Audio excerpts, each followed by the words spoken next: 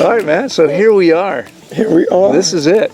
This is it. This is day 40 of your 40-day fast, and it just happens to fall on your 40th birthday. How cool is that? Isn't that crazy? Isn't that amazing? And it was after I bought the plane ticket that I looked at the calendar and I counted. I was like, and I did it like 3 times because I thought, I was like, wow. But I said, but it had to be if I fast on the day that I'm traveling here. Right. Then it would fall on my birthday. And honestly, that's what I did. Honestly, we always count it that way. Okay. All right. I mean, we count nights. So when someone arrives on Saturday, that's their first day. Yeah. Right. Yeah. So my last meal was the Friday before I began my travel to Costa Rica. Right. So today is day 40 and I'm 49 years old. Not 40? Yeah, awesome. Yeah. So great job. Great job. Congratulations. Thank you. Yeah, get off me. What you've accomplished is amazing. Obviously, you're probably already feeling some significant changes, yeah? Most definitely. Tell us a little bit about what you've experienced so far. What have you noticed? Do you mean like the physiological changes? I mean everything. Whatever it is that... Okay, my God, where do I start at? Well, people like to hear about the physical, so I'll just put a couple things in there. First of all, my body is 100% pain-free. Which wasn't true before. Which wasn't true when I walked through the doors 40 days ago. Okay. And particularly, just little pingings and knockings like shoulders and, oh, I can't do that, or oh, that hurts. Or, none of that hurts. From the tip of my toe to the top of my head, I literally feel, I'm not exaggerating, as far as limberness and all, 15 years old. Yeah. And that is not an exaggeration. Right. So that alone, I don't even have to say anything else about. I don't know what all the internal workings that, still to be untold, but yeah, joints, mobility, 100% painless. Amazing. Yeah. That's amazing. Yeah, absolutely. That's amazing. People don't think that that's possible. Well, we know it is possible. I'm experiencing it. So. Yeah. Very cool. Yeah. Okay. That's huge. What else? That's huge. What else? Anything else shift for you physically? I mean, first of all, let's start by saying, and if you saw the other videos, you already know this, but you came here not sick. I mean, not dealing with. There's some issues. There's some issues going on, but you were healthy ostensibly and feeling pretty good, and it wasn't like you're one of those people coming here that's actually suffering from chronically. Yeah, no, exactly. No, you were healthy. You're a trainer. Yeah, right. You're in good shape. Obviously, you can see that. Mm-hmm. You felt pretty good. Right. So we're not going to see perhaps some of the same dramatic shifts as the guy that gets here and can't breathe. Right. Or can't see. And, right. Right. But I couldn't see that well. I did. My eyes were they've improved, but they were degenerating at such a rapid rate. And I'm not putting down the general ophthalmology practice, but their remedy, what they have in their trick of bags, basically is if they don't see glaucoma or something like that they then could recommend surgery. It's just prescribing stronger and stronger prescriptions every 6 months. And when I started out wearing glasses about maybe 15 years ago, they were just for reading. And here we are, fast forward 15 years later, and when I would take them off, images of individuals' faces were becoming greatly blurred to me, which was alarming. I felt like the glasses were just a crutch. Right. And my eyes hadn't improved over 15 years, and as a matter of fact, they got tremendously worse. Yeah. And I didn't like the road that was going down. No, of course. Because I said, well, where's this going? I'm going to be blind in another 10 years. Yeah. Yeah. And so that was a major reason that brought me here too. Has that shifted to some degree? It has. I must admit, I've done myself a bit of a disservice. I could have rested them more. Okay. It was. I found one of the most challenging things for me was it took me a long time to settle into the movement of lesser turbulent movement of Costa Rica. Right. And I was so wound up. I live in Jersey City. I was going to say, this doesn't feel like northern New Jersey? Yeah, no, the tri-state area, where one of the most heightened areas on the planet. Right. And Right. so to move away from the laptops and the cell phones and the reading books and all of that, it was a slower peeling away than I would have liked to have fallen right into it, as you suggested. Sure. And so I'm sure I would have even felt more benefit if I hadn't been distracting myself that much. Okay. So now, not to interrupt you, but it sounds like you might be offering some advice to other people who do this, which is to don't waste any time jumping into it. Like, Exactly. allow yourself, as quickly as you can, Right. to become as inactive as possible. Is that a fair statement? Yes, most definitely a fair statement. Okay. And Okay, good. I plan to, fast a couple more times with you in the future. Yeah.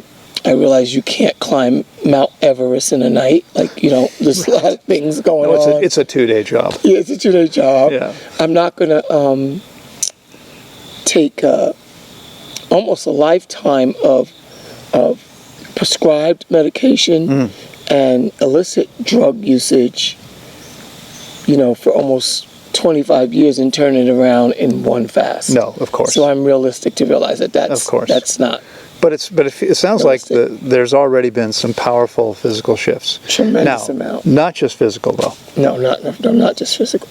Well, there's so much that I discovered that I didn't know about Tanglewood, that it provides for its clients. And one of the things I have to say is, aside from the wonderful job that you do here, Thank you. and the deep dive that you take us into educating us, I've been interested in, naturopathic medicine and food and exercise and how it affects the body since I've been clean from drugs. And when I say drugs, that includes alcohol too, because I do consider alcohol to be a drug. Yeah, of course. And when I began to use 12-step programs to help me get off of my heroin addiction, and I was taking all kinds of things, pills, and I was really a lost soul at that time. Yeah. Because I actually used mind-altering, mood-altering substances from the age of 11 until I was almost 30. Right. About 19 years. Right. And really hardcore usage of it. Yeah. And then when I got into using these various different programs and the spirituality that they opened up to me, it opened me up to metaphysics and other types of spirituality. And at the same time, I became very interested in health and wellness. Right. But by that time, I had developed hepatitis B, of one of the viruses of the liver. Right. And was put on medication, and has since then been on medication for 30 years. Right. Because I've been clean for 30 years, and I saw no need to ever look back for that. Yeah. So I came with that issue. I wanted to get off of the medications. But the spirituality that I learned here, first of all, all the books that I've read and studied, what I learned with you really filled in so many loopholes for me, and things that explain why I wasn't able to get a fuller healing in all those years. And I tried many different modalities, spiritual and physical. Right. And I've had, I like to say, people who have issues need lots of boxes of tissues, Right. because, there was a period of time where I cried for like 5 days. Yeah. Most times after the evening meditations that we have here 4 nights a week, just opened me up to so many areas how I had been not loving myself. Yeah. So Might need some tissues. Yeah. Because there were things that I was doing to harm myself that I was unaware of, Right. or just Right. in denial about. Yeah. Yeah. I mean, I so that's suspect at really some level we huge. really know. Yeah, we really know. And I have to say also is, anybody that comes here, I would say to you, the team of light workers, I call them light workers, body workers that you have here, Fran and Jen, I mean, amazing. I availed myself of the acupressure, and Fran does a modality called Healthy Touch, and it combines the Eastern of acupressure, but then he goes so far beyond to not only test before and after the weak body parts, but then he explained to me that we have these meridians in the body that are energy centers, and then the really important piece that helped me spiritually, because you asked about the spiritual, is what emotion is attached to that particular meridian. And then he sit with me through a therapy session, and we dug even deeper about what does that look like for me, and is there any truth to that, the findings in my body, and it was spot on every time. Interesting. In conjunction with what we talked about maybe the night before in meditation. Right. So it all connects the dots, and then Jen comes in, she's a Reiki master, as so are you. Right. And she just moves the energy through my body, and she was able to identify for me my spiritual totem. Now, you're going to find this interesting. Jen had not been to my cabin, didn't know that I was in cabin number 10. Guess what she told me my spiritual totem is? Toucan. And my cabin is toucan. Yeah. And so much of the readings that she found, because I am a singer who sort of went underground and into the closet about my vocal ability, and so much of the description of the toucan, whether it's to be a great orator like you or a singer like me, is about using my voice. Interesting. And how my voice is such a huge outlet for my creative energy. Yeah. And if that is stifled, so much else is stifled. Yeah. And you said to me that, well, you tell the audience that your belief about every physical disease starts with an emotional disease. Yeah, right. There's no question about it. Right. Yeah, I mean, it's, this is, I mean, it's so important because so many people work on their physical stuff without ever really working on their emotional stuff. And if we don't clear the emotional stuff, if we don't get to the point that we feel emotionally balanced and ready and able to deal with the emotions as they arise, we're never going to enjoy an amazing level of health and vitality. It won't be possible. And it's huge. It's huge. One thing I'd like to say too, for my family is like my husband Robert, as you know, he's at home, and he's at least 60% of making this financially possible for me. Like, I've paid for the trip in full myself, but he's there holding down the fort, paying all the bills without paying all the bills, making sure all of my credit cards, don't any of them become delinquent. I have a older brother who has been stricken most of his life with schizophrenia, and he is in a psychiatric hospital, and Robert is the second in command on the power of attorney for his affairs, and he's working a full-time job, stepped in and is taking care of my brother Marv, and he's taken over a lot of responsibility. Right, and he said to me, he said, I don't want a part of your brain to be back here in Jersey City. I want you to be fully present for the process. What an amazing gift. Amazing gift. And he's always supportive about my fruitarian, and because one of the things that I discovered, you never know what you're addicted to until you try to stop doing it. That's when you realize. And I had no idea. I stopped smoking cigarettes in my life. I haven't smoked in 30 years. I quit snorting heroin addiction, nothing, alcohol. I've overcome sex addiction and so many other self-defeating behaviors. None of them. I like that one. Well, I still engage in that. I've learned how to modify it. Just kidding. Too much of a good thing. I'm just kidding. Addictions are addictions. Addictions are addictions, right? You want to enjoy it, but be in control of yourself. Be in control of yourself, Yeah. exactly. Yeah. And none of them have come close to the addiction that society doesn't deem an addiction as cooked food. That's right. Yeah. No, I mean, unfortunately, it may never in our lifetimes be recognized for what it is. Right. Yeah, that's absolutely true, which makes it much more insidious, much more difficult.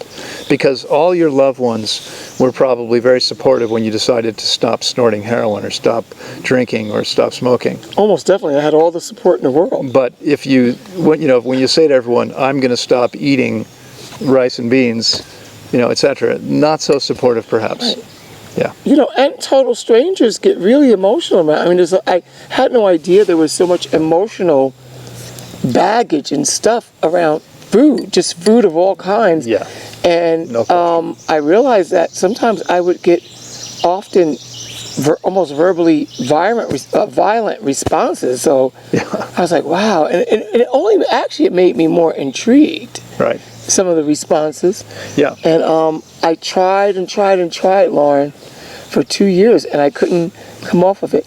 And I want to just say as a little caveat that I'm very athletic and I'm very driven in that way.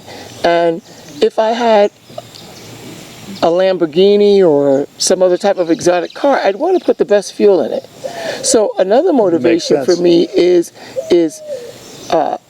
yes, I want to wake up with vim and vigor and thrive and spring out of bed.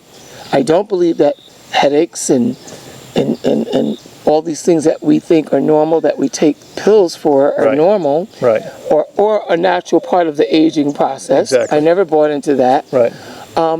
And I want to give my body every opportunity to be able to perform athletically and have that edge at 59 years old at its peak, know. And I know, not I believe, I know that eating from nature unadulteratedly, without putting flame underneath it and denaturing all the minerals and the proteins and all, can't be optimal fuel. No, clearly not. And I think people can get it if they think in terms of their vehicle. Like, you're a motorcycle enthusiast, you would not put an inferior petrol or fuel into your motorcycles. Not on purpose. No, not on purpose. So it's really simplistic to me. I think people complicate things. Right. But I find it to be simplistic, and you've even helped to simplify it even more for me. Yeah. No, that's great. And I appreciate that. Oh, it's a pleasure. You really cleared away a lot of the little loopholes of things I didn't understand. Right. Yeah, great. Well, listen, this is it, your last day. We should probably let you get back to enjoying being hungry for 40 days. Not really hungry. But No, I'm not. I have lots of energy. yeah. I know everybody's fast is different. I had a couple of You had some challenging days. Yeah. For Nights were kind of rougher. I think you said we detox. More heavily at night. Yesterday morning, you said to me, you felt so good, it felt like the first day. It was a miracle to me. Now, how about today? Great. The 2 nights prior to that, I felt like the worst I felt throughout the whole thing. Okay. To the point where I was like, I don't know if I'm going to be able to go on. Yeah. And then lo and behold, I woke up yesterday and was like, I wasn't even fasting. Right. I had this little window of reprieve where I was just like, I feel like I'm on day 1. Yeah. And I asked you, I said, is that typical? Like, I feel like I could do another 10 days. Right. Yeah. Not typical. It happens sometimes. Yeah. But so how do you feel today? Today, I don't feel as exuberant as yesterday, Okay. but I don't feel like I had 2 days. I feel pretty damn good. Don't feel like you haven't eaten in almost 6 weeks. No. Yeah. So No hunger. No. This is the last day. Yep. Tomorrow you're going to be eating. What are you having tomorrow? I made my decision a couple weeks ago that amongst the other things that are offered, such as like papaya and watermelon. I'm going to do the option of the coconut water for the next 2 days. Yeah. And then on the third day of refeeding of the 4 meals, when I'm reduced to four meals, the first meal will be coconut water. Okay. And then I decide to move into the watermelon, unless you just think that. Well, let me just say, it sounds like a fine plan. Mm-hmm. Just listen to your body, and if your body is asking for something different, then you might want to do that. Yeah. Okay. It sounds like a good I'll plan. hold it loosely. Yeah, But good. that's my intention. Good. Let me put it that way. Good. Well, listen, you've done an amazing job. You've been here now nearly 6 weeks. Yeah, I feel You've amazing. accomplished something very few people have, and you've done it in a stellar fashion. We're going to be checking with you again, and I know by the end of your journey, we're going to see really amazing shifts. But I'll look forward to seeing what happens next time we check in. I'm very optimistic. Yeah, me Very too. optimistic. Me too. Yep. Thank you so much. Thanks so Loren. much for sharing yourself. I appreciate that. Thank Yeah, you. we'll see you next time. Bye-bye. And happy birthday, old man. I can say that.